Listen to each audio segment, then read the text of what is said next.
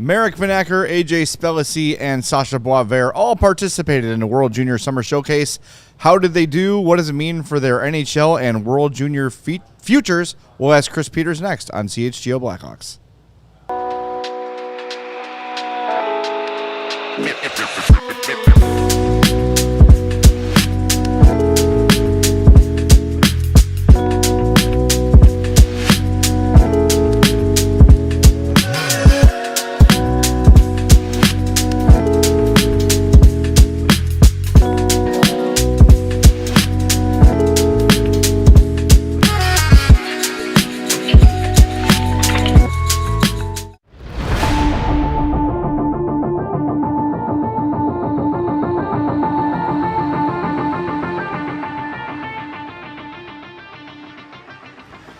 Happy Wednesday. Welcome into the CHGO Blackhawks podcast. I'm Jay Zawoski with Mario Tirabassi. Katie Duffy's here running the show for us today.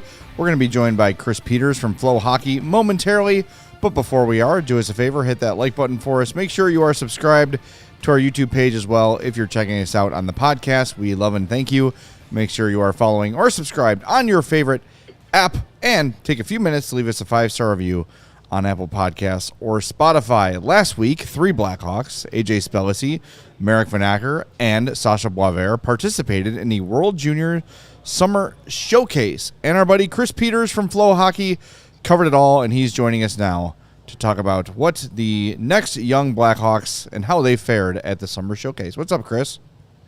Hey guys, good to be with you. You know, nothing like talking hockey in August, but I was also watching hockey in July, so I guess it's all relative now. I don't know what an off season is anymore.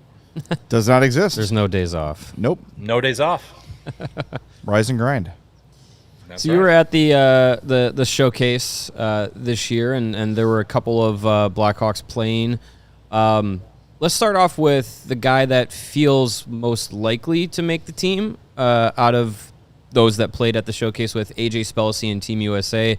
I know Blackhawks fans are really excited for, you know, his raw tools and talents kind of starting to get molded into what could look like an NHL player, a guy that's big, fast, physical. What did you see out of Spellacy at the camp?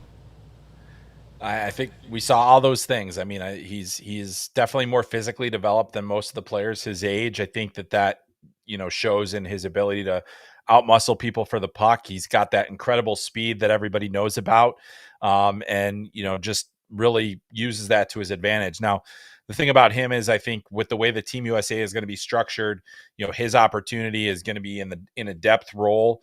That's basically what I think he'll be at the NHL level. I don't think he's going to be necessarily the top of the lineup player. He's not going to be a guy that's going to score a ton of points. What he is going to be is the kind of guy that helps you win by, you know, playing a good forecheck, playing physically, you know, doing all the little things there, and then just that speed factor that he has is a dynamic that kind of changes the shift. When you have a player that can transition pucks quickly, when you have a guy that can, you know, get in on the forecheck as quickly as he can, those are all things that really do help a team wear another one down. You know, every prospect that you have is not going to be a superstar. There's only so many roles for those guys. This is the kind of guy that you have to have in your mix. He's an incredible athlete, incredibly fast, incredibly physical, plays with a bit of an edge to him.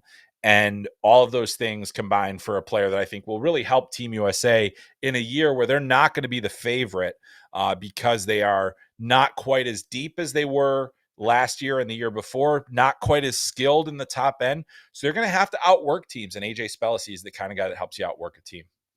Last preseason, he got a lot of time with the Blackhawks and felt like he could maybe potentially have made the team out of camp. I know that was a massive long shot and not even remotely on the radar when he joined camp, but he looked like a kid NHL ready right away. How much more time does a guy with his skill set, with his size, with his, I guess you'd say his projection, how much time does a guy like that need to get NHL ready, and how far away could his NHL career be? Yeah, I mean, I think the physical elements of him and his size, his speed, his strength, all are NHL ready now. what isn't NHL ready yet is the way that he processes the game, the way that he thinks the game, and that's something that will just come along. You have to remember that he's only been playing hockey for full time for basically the last 3 seasons. That's not a lot of time where you're all focused on hockey. And because of that, I think there's still some catching up for him to do in terms of the finer points of the game. I think for him, he's the kind of guy, it's not really worth rushing, even though he can probably do the job adequately. I think allow him to round out his game a little bit more, get him more comfortable with the puck on his stick, get him making better decisions with the puck, allow him to finish plays more consistently. Those are the things I think are really important for a guy like AJ Spellacy, who has all the raw ability. It's just about refining. And I think that that's really where he is at this stage of his development. He is going to look the part of an NHL fourth liner right now.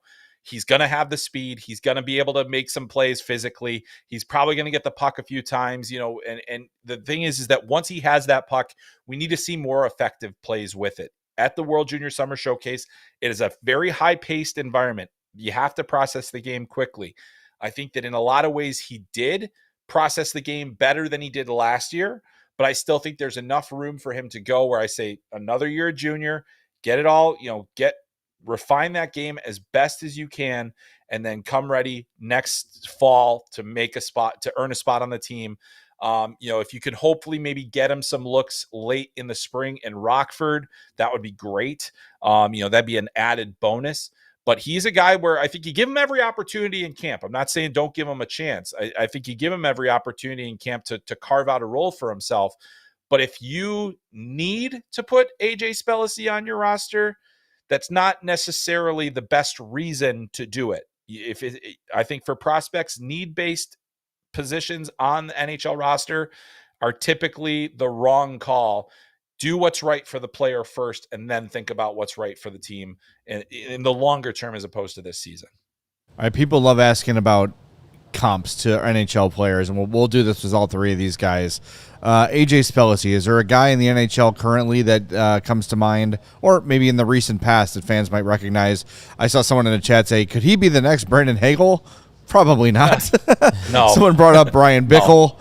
No. I think Brandon Hagel's going to become the new thing for like a bottom 6 guy, we all thought, who suddenly became awesome. That's a unicorn. Brandon Hagel is suddenly the new Braden Point, which is right. So like everybody was Braden Point, like Frank Nazar was Braden Point for a minute. So no, what the player, I do think he reminds me of a Brandon, but not Hagel. He reminds me more of Brandon Tanev. That speed, forecheck, hard to play against, does a lot of things that annoy people. Does a lot of things that gets under opponent's skin and just has more of that reckless abandon to his game.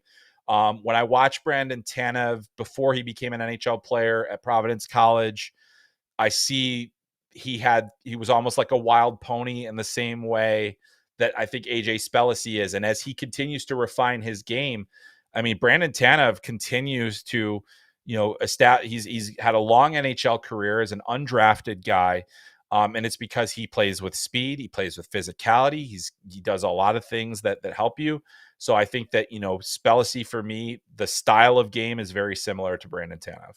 It's a career high 35 points for Brandon Tanev in 2022-23, but it's a guy who will always have a job in this league because he does the little things needed to be effective. And now we just got to get AJ Spellacy to take crazy headshots every season. Yeah, just go wide-eyed. Wanted to ask about... Change the logo says, could Spellacy be the next Mario Lemieux? Why not? You know what? That's good that we're optimistic about the rebuild. Yeah. You mentioned that how Team USA might not be favored this year, as they're going for a three-peat opportunity for the World Juniors. Who do you have as the favorite? Is it this Canadian team this year? I think so. Canada didn't look that great at the World Junior Summer Showcase. It didn't seem like a lot of the players were super into the summer camp showcase here. They also had a ton of injuries, and then they also sent their returnees home. So the depth really shallowed out quickly, which I don't think will be the case in December. So I think Canada's got better goaltending than they've had in the last couple of years. They're going to have Gavin McKenna, Porter Martone. They're going to have a number of guys that were part of the team last year, but will be part of the solution this time around. In terms of their depth, their talent, if they could if they lose enough guys to the NHL, which is certainly possible, things, especially on the blue line, the depth really starts to go away. So if you lose Matthew Schaefer, Sam Dickinson, and Zane Parekh all to the NHL, it does make it a little bit tougher for you. It evens the playing field a little bit more. But on paper, if Canada gets the guys that we expect them to get, that's a favored team. And I would also probably put Sweden in the mix ahead of the U.S. for, gold medal odds at this point.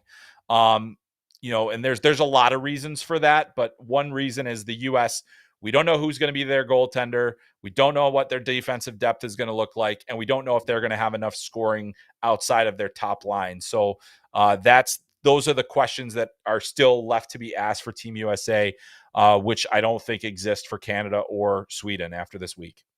Before we move on to Vanacker and Boisvert, you mentioned Team Sweden. Anton Frondell did not participate in a World Junior Summer Showcase. We understand that they just basically told him, don't worry about it. You're in. What kind of role can Hawks fans expect Anton Frondell to play for Sweden when the World Juniors roll around? I think at worst he'll be the number 2 center, but I think it's much more likely he'll be the number 1 center for the team. I think that he's going to play probably alongside Ivar Stenberg and Victor Eklund, who he's not with right now. Like him and Eklund will definitely be on the same line. It's just a matter of who gets that other spot. Ivar Stenberg is a guy that's could go right after Gavin McKenna in next year's draft. Maybe he's right now a top 5 prospect for next year.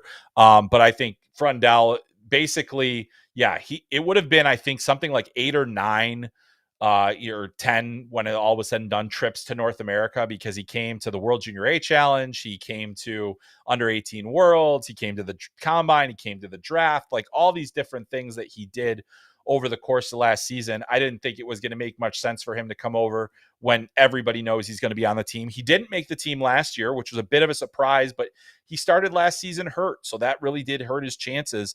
And now he looks like, he'll be a very important piece for that team. I'm certain he'll be, one of their most important forwards. And they didn't have him come. They didn't have Eklund come.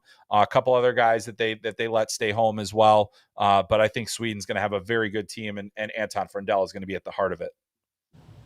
What do you make of him just focusing this entire season, Frondell that is, on being in Sweden, playing in the SHL, and from their training camp start all the way through the regular season, focusing on that in his post-draft year? I think it's the absolute right move. Last year, what were the things that we were talking about with Frondell? The lack of consistency, that, he needs to find that level of consistency. He will be playing a level up. The SHL is going to provide greater challenges to him as a player. We've seen young players thrive in those environments when they're surrounded by good players. I think that's a good opportunity for him. And this is also personal to Anton. Djurgården is the team that he grew up cheering for. This is now he's helped them get promotion. And I think it only makes sense for him to want to reap those benefits. The other thing I'll say is I just don't think he's ready for the NHL. I think that there's a lot of growth that needs to happen. We saw last year he didn't play all of his best hockey in the last little part of the season, but we saw some really incredible flashes over the course of the year, flashes that looked better than most other players in the draft, and a reason why there was at least some discussion about him going number 2 overall. And by the way, Michael Misa did not look good at the World Junior Summer Showcase, a very underwhelming performance for him. I don't know how much I want to read into that, but it was not a great showing. And so, I do think that Frondell, by staying home, by focusing, I think getting pulled in all these different directions would only be a bad thing. He made the commitment to Djurgården before he was drafted. He said, I'm going to come back next year. And he's holding to his word. And I think ultimately, would it have been nice to get him in for Blackhawks training camp just to kind of see where he's at? Absolutely. That's great. But in the end, having him playing the full season in Djurgården, playing at the World Juniors, who knows? Maybe he gets a chance to go to the Men's World Championship, get a little taste of that NHL-ish game. And so I think that there's a lot of opportunities that exist for him now that are better than him trying to, get pulled in 2 different directions. I think he stuck to what he said. And I personally like that about a player too, where it's like he's obviously has strong convictions about this. And it's nothing that, I'm sure the Blackhawks, knew they obviously wanted to see if they could convince him to maybe do training camp, because of course they would want to see what their player looks like. And let's face it, there's not a lot of really great looking options at this point for the Blackhawks roster. But, I think that for him, there's a lot to look forward to. And, him going to Djurgården and staying there with Victor Eklund, who's one of his very close friends. They'll also have young Viggo Bjork, who might get a couple of looks with the senior team as one of the top draft prospects for this year. I mean, there's a lot to like about that opportunity that's there for him, and I think he's just going to develop at his pace. All right, we got to hit the break zone real quick. We'll be back in 2 minutes with more with Chris Peters. In the meantime, do us a favor, hit that like button. We'll talk to you in 2 minutes. Whatever the moment, it's never ordinary at Bet365. New customers, you're going to get $150 in bonus bets when you bet $5, win or lose. Sign up, use the code CHGO365, deposit $10, place a bet for $5 to get $150 in bonus bets if your bet wins or loses. And if you're an MLB player, not a player, but someone who wagers on MLB games, with the Bet365 early payout offer, you're a winner if your team goes 5 runs ahead with an instant payout on straight bets and parlay selections marked as winners. So download the app and use the code CHGO365 when you sign up. When you do, you can deposit $10 and place a bet for $5 to get $150 in bonus bets, win or lose. They can be used on spreads, totals, player props, or more. Whatever the moment, it's never ordinary at Bet365. Must be 21 plus. If you or someone you know has a gambling problem, crisis counseling and referral services can be accessed by calling 1-800-GAMBLER. Offer is in-app only. And don't use it if you're an MLB player. Yes. Best for your career. If you're looking to buy, sell, trade, or rip open packs of cards, check out our friends at Arena Club.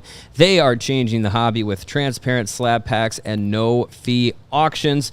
Arena Club makes it easy to collect the cards that you love. You can get authentic, graded cards instantly on Arena Club, and then you decide what to do with it. You can hold on to it, sell it, or have it shipped directly to you. And you can also decide to take an instant cash offer based on the market value.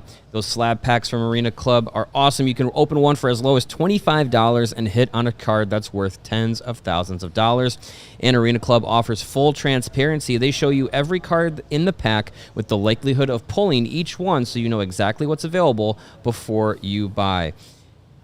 Right now, you can get 20% off of that first slab pack or card purchase by going to arenaclub.com/CHGO and using the code CHGO. And we're back with Chris Peters of FloHockey. Follow him on Twitter at Chris M. Peters, by the way. Before we move on to the other two, got a question here from Sprout regarding Anton Frondell. Would third-line minutes in the SHL be better than first-line minutes in the AHL?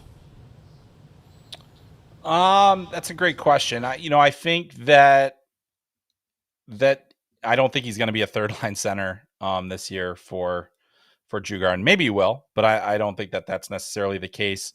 I think being a number one center in the AHL at 19 years old is actually a pretty tall order and not necessarily the best, or 18 years old, not the best thing to do. And, I think that the minutes you kind of have to manage, you have to let them get used to it. And on top of that, you're asking a guy who is in a new country and a new, maybe you're pushing his NHL timeline back by allowing him to stay in the SHL. But I really don't think that, the AHL is necessarily a place where you can just throw a guy into being a number one center and just expect it to work. So I do think that, for me, I'm sure that he's going to play more than enough minutes in Djurgården to make it worth his while. The difference is that I think probably some of the players that he would play with in the AHL would be better than some of the players that he would play with in the SHL, which does help in terms of like kind of learning different playmaking things. But I think that's actually, it's a really good question, because I think, in terms of development, there's a lot of, debate about what the best mode is. And I think a lot of teams would love to have guys under their kind of control and able to see kind of what they're doing and manage their minutes more specifically than they can when they're back in their domestic leagues. But at the same time, I don't think there's really a need to rush Frondell. I mean, I think in terms of his physical makeup, he's as close as a lot of those guys that were drafted around him are to be NHL ready, but I still think there's more for him to get to.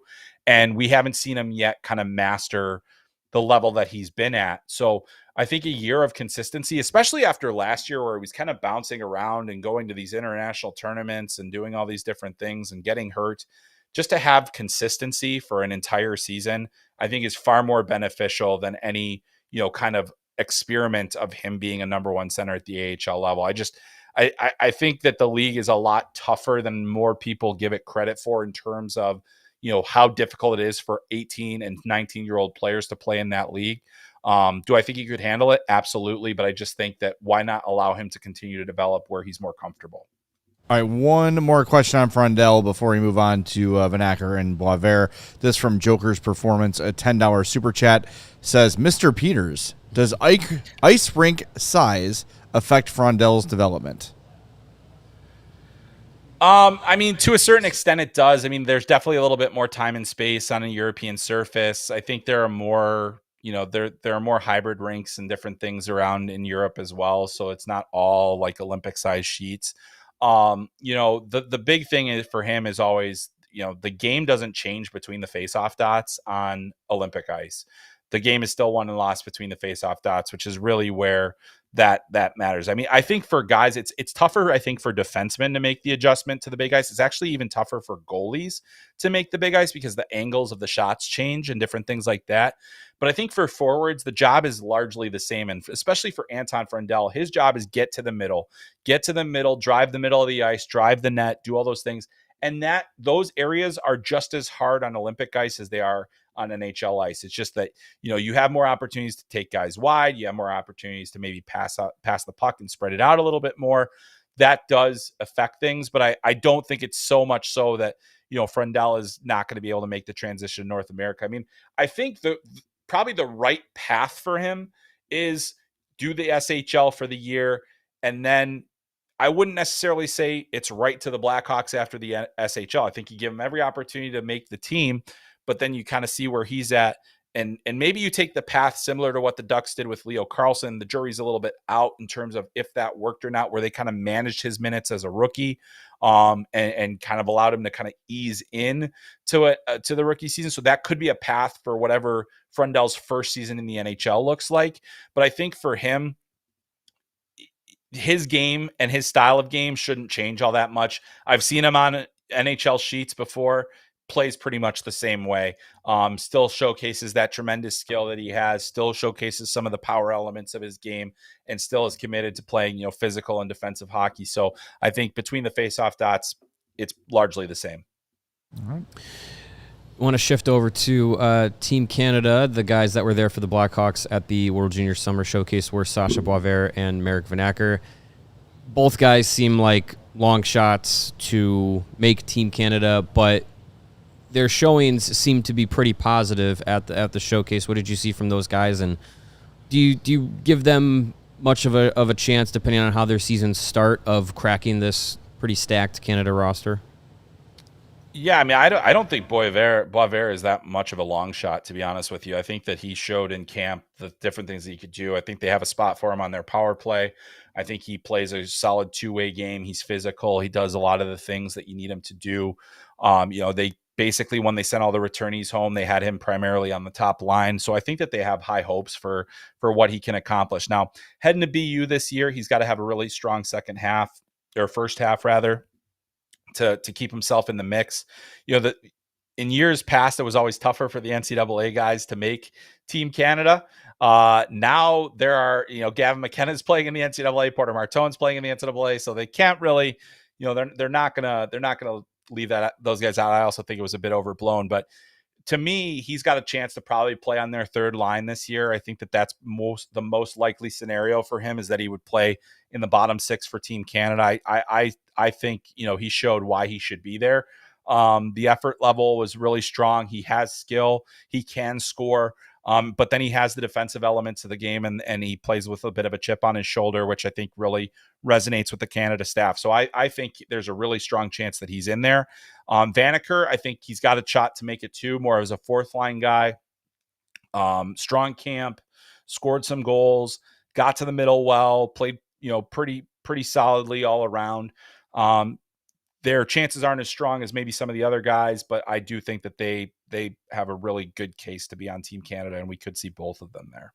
I think maybe some people that follow along with the Blackhawks prospect pool, they hear like, oh, maybe a third line center, maybe a fourth line player for Team Canada. Maybe these NHL players, maybe their NHL careers won't be what we thought they would be. Can you kind of, I don't know, maybe talk those people down a little bit? Or because I still think that, Boisvert projects to maybe potentially on a championship team, maybe a third line guy, but second line for a while. Where do you see them projecting NHL-wise? Yeah, did nobody watch Sacha Boisvert be the best player at the University of North Dakota last year? Or he's really good. I don't know. I think that the thing is that college numbers don't necessarily pop. North Dakota had a down year last year. It didn't go that well. They did fire their coach. He ends up transferring to BU. Now he's going to be a top 6 center at one of the best programs in the country. One of the places that, one of the schools that went to the Frozen Four, played for a national championship last year. Didn't win, but they played for it. And, so I think that's he to me is a really good guy. Obviously, Vanacker, he had the started the year off slow, injuries and all those other things that he was recovering from previous seasons. I don't really have much concern. I think both of them are on a very solid trend line. I do think for Boisvert, the absolute ceiling is probably number 2 center. It's probably more likely that he is a number 3 center. Either way, I think that you're starting to see a lot of these guys. You look at like Anton Frondell coming into the mix, Frank Nazar's emergence, different things that have kind of come that could change the trajectory of where Boisvert plays for the Blackhawks. But I think both of those guys have shown NHL capabilities. And I think that they're guys that, it's tough for them to kind of get lost they can get lost in the fold a little bit, just kind of as you're looking. And especially with the Blackhawks, where there are so many darn prospects and you're saying, well, this guy's producing this way or that guy's producing that way. To me, Sacha Boisvert was one of the better college freshmen last season. He just wasn't in a great situation and ultimately was, maybe limited in terms of his offensive output on a team that struggled overall. So, I think both guys have a great chance to find roles. Will they necessarily be stars? I'm not sure. I think Boisvert has the higher upside of the two players by a significant degree. I think there's a little more versatility in his game. There's a little more offense in his game. But both players, I think, have shown, and it's still early yet in their development, but both have shown that there's a real path for both of them to be impact players down the road in some way, shape, or form, whether it's via role or just being an everyday guy that can contribute. Wanted to get your thoughts on another guy that likely is going to be in the mix as far as Blackhawks prospects at the World Juniors, but country wasn't involved in the summer showcase. But first round pick Vaclav Nestrasil with Team Czechia. What's your read on him and how he's going to step into the NCAA this season and what he can do at I believe it's UMass he's going to. Yeah, UMass. Yeah. So, if he continues on the trend line that he showed in the playoffs in the USHL last season, I think he's got a chance to be an instant impact player for UMass. I think they're going to give him a lot of opportunity to play up their lineup.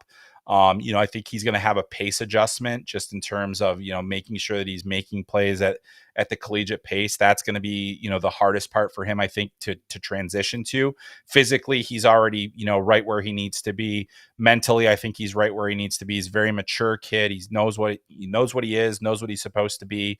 I think that he is going to put the work in and be a really strong player. I think there's no doubt in my mind that he'll be a part of Czechia's team at the World Juniors, that he's going to be a significant piece of that team.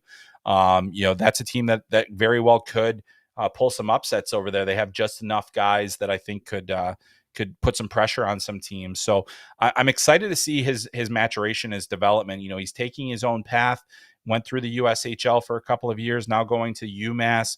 I just think that he does a lot of things well. And so for him right now, if you see the way that he played during the playoffs, where he could be more of a take charge kind of player, that bodes well for him going into his freshman season. I think success in the USHL, it's not immediately translatable to college hockey, but if the guys that have had this level of success that he did, typically do quite well. So I think that he's going to have a really strong first half of the season. We'll be at the World Juniors, and I just think that, at UMass, he's going to continue to get stronger, better, going to play against really good competition in Hockey East. Really looking forward to seeing his continued maturation, just because, the player that I spoke with at the combine, the player that I watched in the playoffs. And I mean, that's a guy that's really changed the whole dynamic of what people thought he was going to be.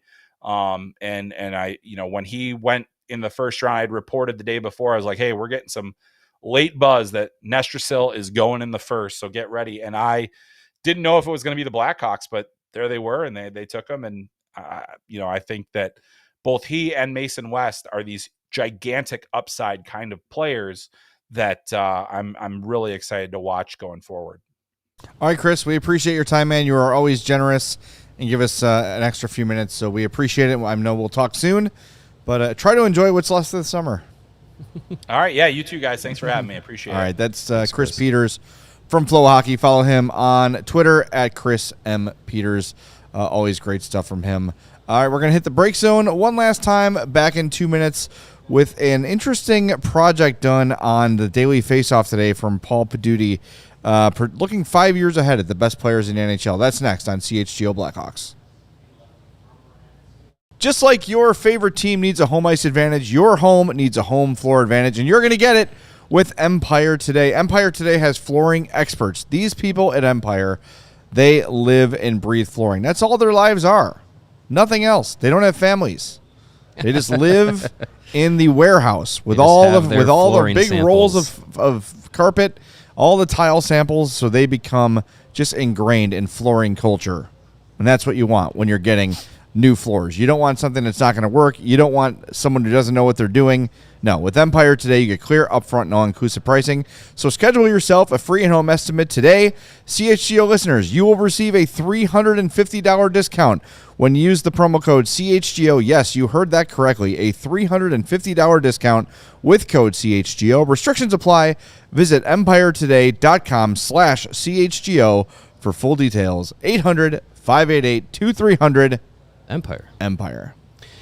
Four Seasons Heating, Air Conditioning, Plumbing, and Electric. They have been serving the Chicagoland community for over 50 years, and now is the time to call them to get your air conditioner checked out. Four Seasons' experts are ready to help you with your AC installation, maintenance, and repair. It is still very, very hot this summer. Four Seasons has you covered with the AC tune-ups, the installations, and the repairs, especially on nights, weekends, and holidays, because that's when inevitably your AC unit is going to break down. If it does during those times, Four Seasons technicians always ensure that you get reliable service, and they don't charge extra when it breaks down on a holiday, a night, or a weekend. Break it down. Visit Four Seasons Heating, Cooling.com for all of their special offers and money-saving coupons. Again, that's fourseasonsheatingcooling.com. They are your trusted local experts at Four Seasons Heating, air conditioning, plumbing, and electric. All of them. All right, do us a favor, hit that like button for us. We appreciate all the great comments when Chris was on, but just get in that habit. Hit that like button. Make sure you're subscribed to our page as well. So I woke up this morning, saw this on my feed, on my little hockey insiders list. I get some daily face-off stuff in there, and I saw this NHL 2030. Projecting the league's top 30 players in 5 years. I have to say, as I was waking up and I saw 2030, I'm like, well, this is a really long time from now. And how are they going to possibly do this? And I realized, oh, wait, that's only 5 years away. Still not a real year, but it's much closer than it used exactly. To be. But a little bit surprised. I got to say, it's only one Hawk on the list of the top 30 players in the next 5 years. It's an interesting exercise, and it's you can't pin this down too scientifically. You don't know in 5 years where some of these players are going to go. Like some of these guys coming free agents, and different team settings could. Well, yeah, Bedard's gonna be in Vancouver. Yeah, of course, him and Celebrini. It's hard to predict where those players are going to be. Injuries, like it's a very broad exercise, but it is a fun thought process, and it also kind of takes out the fact that outside of Gavin McKenna, who is on this list, you have no idea what a current 18 or 17 or 16-year-old could be 5 years from now. I mean, you could have a guy that right now is not even in the 2026 draft class that in 5 years is going to be one of the 10 or best players in the league. Like you just have no idea. But I think it is an interesting look at things, and you look at the way that it was broken down: goaltenders, defensemen, forwards. Spencer Knight did not crack the top 30 players list, but he was an honorable mention along with Lucas Dostal and Dustin Wolf in the group of goaltenders that didn't make the list. The best goaltender in the next 5 years in the league, according to this, is going to be Jake Ottinger, followed by Philip Gustafsson, Yaroslav Askarov, Igor Shesterkin, and Jeremy Swayman. I think I'd like to think that Spencer Knight is one of the top 8 best goaltenders in the league by the next 5 years, and I don't think that that's too far of a stretch to say, and especially if he's in the same honorable mention list as a guy like Dustin Wolf, who we've seen his trajectory and development. Yeah. Same with Lucas Dostal. Like, I kept checking this list for Dustin Wolf. Like, did I miss it? Yeah. I mean, it seems low, but also like when you think about top 30 players, it feels fair. Yeah. I mean, you had to still consider that a lot of guys who are at the top of the league now, like he still has McDavid as number 1 at 33. I don't think that's a stretch. Cale Makar will be 31. He's got him at number 2. Connor Bedard, he has 6th overall in the league. Connor Bedard will still be 25 years old 25 in 2030. So it's McDavid, Makar, Celebrini. 25 with 2 cups. Quentin Hughes, Jack Hughes, and Bedard at 6. So they've got Celebrini over Bedard, which is not a surprise at all because they've got the vibes and the Hawks don't right now. So we'll see. I think that, look, if I'm going to, maybe I'm being a little optimistic, maybe I'm being a little bit of a homer here, but I'd like to think a guy with the tools that Artem Levshinov has would be in this conversation in 5 years. Could be. As one of the best 30 players in the league, or at least, if not that, like a top 15 defenseman by 2030. That should be reasonable. I think Renzel could possibly be in that conversation as well. And I do think Spencer Knight, if he pans out to be what he was expected to be when scouted, when drafted, then he is firmly in the conversation. Again, when you're breaking it down by forwards, defensemen, and goalies, 30 is not a very high number. So to even be in the top 30 is pretty solid. Well, as it's broken down here in this list, 5 goalies made the list of the top 30, 10 defensemen, and 15 forwards. So you say, oh, they're not on this list. What the heck? Well, how many of Hawks players now, prospects now, would you project to be a top 15 forward, a top 10 defenseman, a top 5 goalie? Like, as much as we love Corey Crawford, was he ever one of the top 5 goalies in the league at a time? Probably not. Maybe you'd make an argument for 5, around that range, but he was never slam dunk a top 5 goalie in the league. Duncan Keith, during his run, he was one of the top 10 defensemen for sure. But would you say Seabrook was a top 10 defenseman? Close, but I don't think inside that top 10 of probably not top the 10. prime of his run. And for forwards, like you could say Taves and Kane for sure. Their primes, they were top 15 in the league for a long stretch. You could make a case for Marian Hossa to also be in that top 15 range as well. But then you're talking about that's the cup run team. That's 3 cups in 6 years. Right. Like that is a stretch of Blackhawks. I don't think it's crazy to say that like maybe they might, looking at it right now, maybe they might not have more than one top 15 forward, one top 10 defense or top 10 defenseman, top 5 goalie. But I would say things are projecting in a way that like if this was expanded to top 50, you'd have Knight in there. You'd probably have Frank Nazar in there. You might have a Levshinov or a Renzel in that list as well. So then I think as you kind of, expand it out a little bit, if we were to do this exercise a little bit, further, I think you'd have a bit more of representation. And sometimes, some teams don't need 5 players in the top 30 to win a cup. If you have depth and, the team playing as a unit, as we're seeing with the Panthers, like they have depth, they play as, the Panthers style hockey as it's been in the last few years. Like it's a team all pulling in the same direction. If you have that going, you're going to have a good quality team. So I'm not that worried that only Bedard is in the top 30 at all. And I think too, like it actually seems kind of fair as it's listed here that his trajectory is similar to that of a John Tavares, early John Tavares in his career, not the John Tavares of the Maple Leafs that we've seen in the last few years, but early John Tavares was, he was a top 15, top 10 forward in the league for his early prime. Interesting that the Minnesota Wild and Dallas Stars, they have the most players for each. Buffalo, Colorado, Detroit, Edmonton, New Jersey, Ottawa, and San Jose each have 2. Mm-hmm.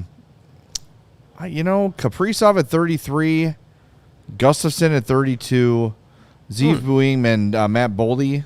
I don't know if I trust Gustafsson to be that high. I just feel like there's been a lot. I mean, he's good. I'm not trying to take anything away from him, but do you think of him as one of the elite goalies and like a guy that's going to win you a series that you have no business winning? I don't know. I think of him being a quality starter, but I don't see him as and again, he could develop into that, and he's already 27, but he could be a guy that does do that for that group. I just don't trust it right now. Is he going to be the second best goalie in the NHL in 5 years? That to me feels like a stretch. He had last year a great year, no doubt about it. 256 goals against, a 914 save percentage in 58 games. So, I mean, that's a really good top of the league. I just don't think of him in terms of the elite with the goaltenders, and it feels like that's always a name that's kind of getting pushed. Mm-hmm. Like, Philip Gustafsson, he's one of the. What helps him is the Wild, as much as it pains me to say, they're a well-structured team. They have some good quality players, and it's they're the guy driving the bus is Kaprizov, but you can't deny that Zeev Buing is on the rise, and he's projected to be a really star player as a defenseman. You got Brock Faber there. Matt Boldy's a really good player. They have some really good talent there. It's not really jump off the page stars outside of Kaprizov, I'd say, but it's still, like I was saying, like you have a good quality number of players that you would project to be like these guys are going to be really good for a number of years. So that helps Gustafsson maybe take his game to that next level because of the team around him helps him out. Yeah, you mentioned Brock Faber. Kind of surprising he's not on here, considering all the hype we had about him last year. I know he became kind of a target for Hawks fans because it felt like it was Bedard versus Faber all year. For the Calder, but that's a good player that I'd have him looking 5 years out. I don't know. It's a difficult thing to do. I know a lot of people are saying it's kind of a waste of an article, but hey, as we say all the time on the show, it's August 6th. Get to write about something to talk about. But we got, I don't know. I'm hoping that one of the two stud young defensemen, Levshinov or Rinzel, becomes a guy who is on this list or very close to on it. And I hope Spencer Knight gets close to that conversation too, where he's, a top 10 goalie in the league, which I don't think is a massive stretch by any means. I don't think that's a stretch. Top third of all starting goaltenders, Spencer Knight. I think he can attain that. Yeah, I think so too. Any of these guys surprise you that didn't make the top 30? All of them non-Blackhawks. Ivan Demidov, Matvei Michkov, David Pastrnak, Jason Robertson, Logan Cooley, Nick Suzuki, and Mitch Marner. The one I'm surprised about is Lane Hudson. Not even on the honorable mention. Had a historic rookie year. I know he's a little man, but you can't deny what he did as I'll a never rookie. hold that against him as a little man myself. And it was more than just head fakes. Yeah. I don't know. I would imagine that Lane Hudson, based on what he did last year, much like Dustin Wolf, he's only going to get better. He's only going to get stronger. He's only going to get, you know what I mean? So I would think that he's going to be a guy who's going to have, and he's a different kind of a guy, kind of a bit of a unicorn in that way, where there's not a lot of players like him in the league, but that's okay. Not a lot of players. He is like if Cale Makar was 5'7". Right. Like and that's like if you have that kind of skill, you can overcome that deficiency of size.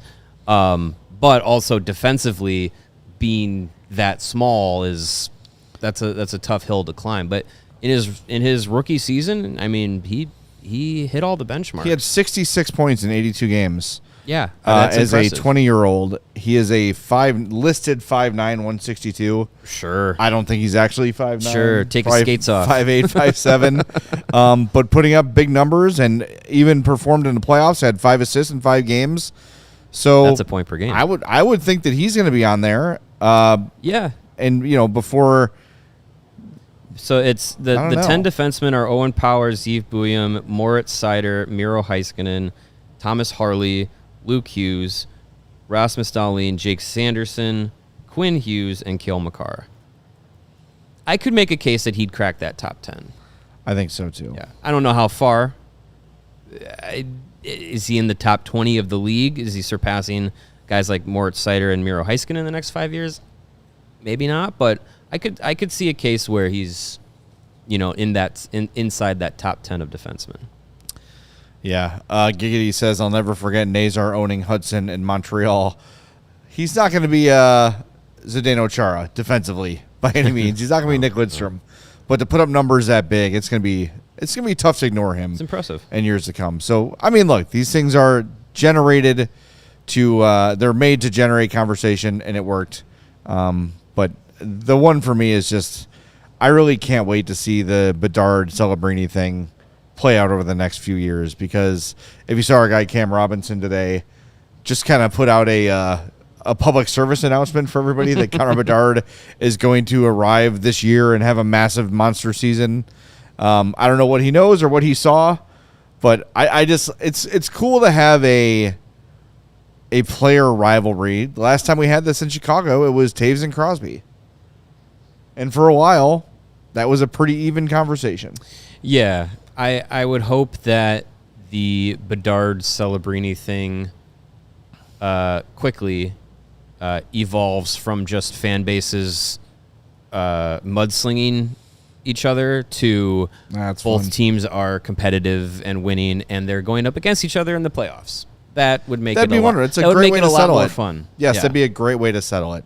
That'd make it a lot more fun. I know we've got some Would You Rather Wednesday things we want to do here. Do you want to anything you want to hit before we move over to that?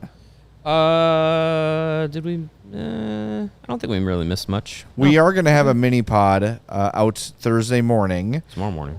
Regarding the NHL 26 reveal trailer. I know that's not for everybody, but I know there's a big portion of our viewership that plays the NHL series. Mm-hmm. If you missed the trailer, it dropped today, so check it out and you'll hear our little, it's like 8 or 9 minute mini pod. Will be out tomorrow morning. We'll also be on tomorrow. Greg and I will be here tomorrow at 2.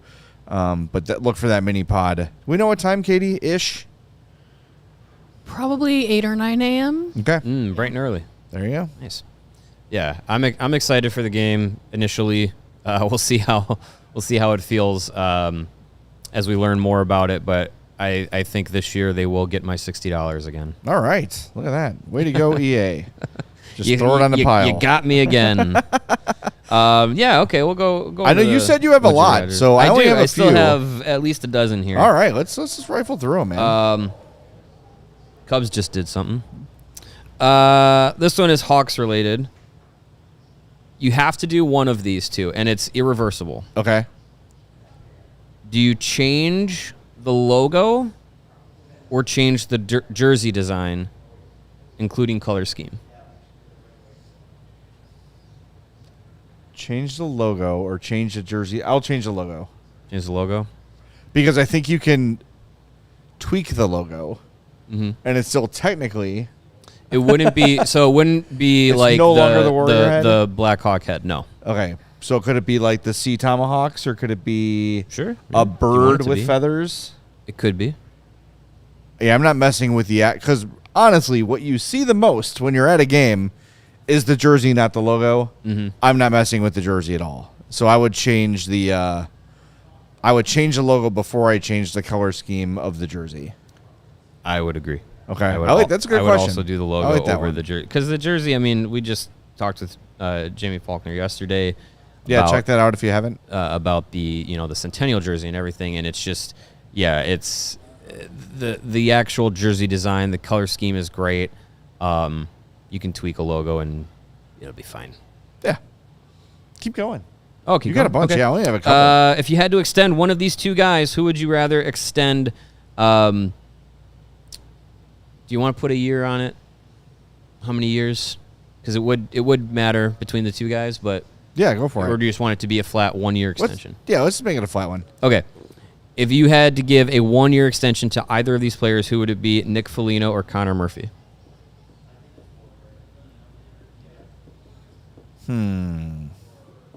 Murphy. I think it gives your defense more time to ripen, get those guys who are maybe not totally NHL ready just yet.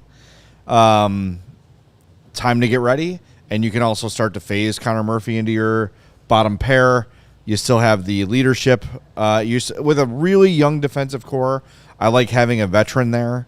So I will say Murphy, because I think what you get from Foligno, and nothing against Nick, you kind of have that already up front. You've got, we don't know what you're going to do with Dickinson, but you've got Tavo, you've got Bertuzzi signed longer term. You've got Burakovsky for another year. So I think you can I think you've got enough of that up front, and you don't really have it at all defensively. Unsurprisingly, I agree. I would also give Connor Murphy a 1 year extension for the same reason of it'd be one more year of insulation on the defensive side of things with, the young group coming through. We're having conversations about Ethan Del Mastro, Nolan Allen, Kevin Korchinski, what are their long-term futures and fits and everything. It still gives you a year to kind of figure that out without having to just throw someone in there if they're not entirely ready for it. So I would go with Connor Murphy. All right, I've got one here for you. All right. Would you rather be a bullpen catcher or an e-bug? For those that don't know, e-bug, emergency backup goalie. Now with the new CBA, is this the new e-bug? it is a role where this player will travel with the team, almost be part of the team instead of like some random accountant off the bench. So a bullpen catcher is still a rostered player, are they not? No? Okay. Nope. Your only job is to sit in the bullpen and catch the pitcher. Man. We should look up salaries.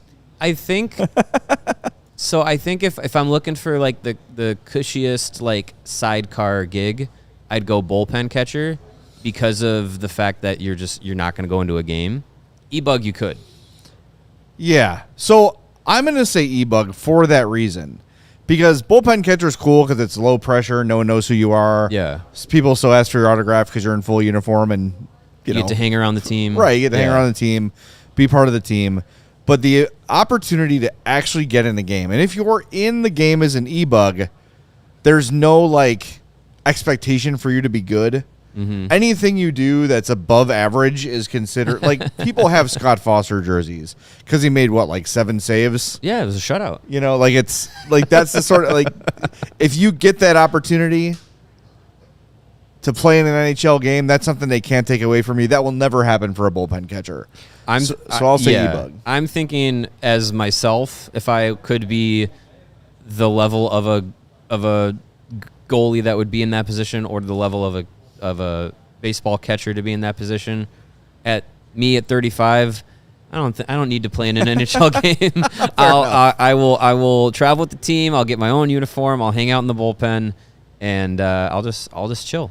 All right, we're with this. We're also just salaries are even, but I looked up what a bullpen catcher. The average bullpen catcher salary according to Google AI is $90,000. But it can range from 30,000 to 110,000, depending on experience and other factors. I'm a good bullpen catcher. Yeah. Give me $100,000. I made $30,000 for long enough in my life. Thank you. All right. Yeah. You got another one? Yes. All right. Would you rather be an actor only in C-level movies and TV shows? Shows don't last very long. Movies are straight to streaming. Okay. Or would you rather be a commercial character like Progressive's Flow or like Mayhem? But that's all you do. That's all you are. You are the insurance mascot for 30 years, and that's the only role you'll ever be. All right. So again, according to Google AI, Flo, she makes bank. Makes $500,000 a year to be Flo. That's not the information I saw. What'd you see? She makes like $20 million a year. Oh, Forbes says her net worth is $5 million. I saw something different. So anyway, good money. All right, give me a who are we talking about here? Like a C-level actor? Like Steven Dorff. You guys know who Steven Dorff is? You know if you saw him? No. Oh. You'd be like, hey, you're the guy from The Thing. Yeah, I think being that guy actor would be cool because only very specific people will recognize you. Mm-hmm. And yeah, I think that would be fun. I think being a C-movie actor would be fun. I would take the commercial character. You get to just do one thing. You're like you're realizing through this Would You Rather, and Doug. I am very much like a very easy job, lazy person. I'll be the bullpen catcher because I never get to play a game, and I'll be the I'll be the commercial actor because I just get to do one thing for the rest of my life. No, I would do that. I would be all right. Yeah, I'd be the insurance. Be the Empire Carpet guy. Yeah, you could be Eagle Man. He is infamous. Eagle Man is infamous. Infamous, more than famous. I don't think I could walk down the street and have people yelling out like, "Oh, Jake from State Farm!" Like, no. Yeah. Give me the C movies. Jake from State Farm always has to dress as Jake from State Farm. Yeah, would you recognize him in normal clothes? Probably not. Yeah. No, I can't do that. I always think about one of my favorite podcasts, aside from all the great CHGO podcasts, is Last Podcast on the Left, and one of the hosts, his name is Henry Zabrowski. And he was like one of the guys that worked in the office in Wolf of Wall Street. Oh, yeah. He's got the red hair with the mustache, kind of a short, chubby guy. And whenever I see him, I'm like, there's Henry. And like, no one knows him from that. All of his fame comes from the podcast. But like being that level of guy, or like remember Ethan Suplee? Yes. From the Mallrats, like, when do I get to see the goddamn sailboats?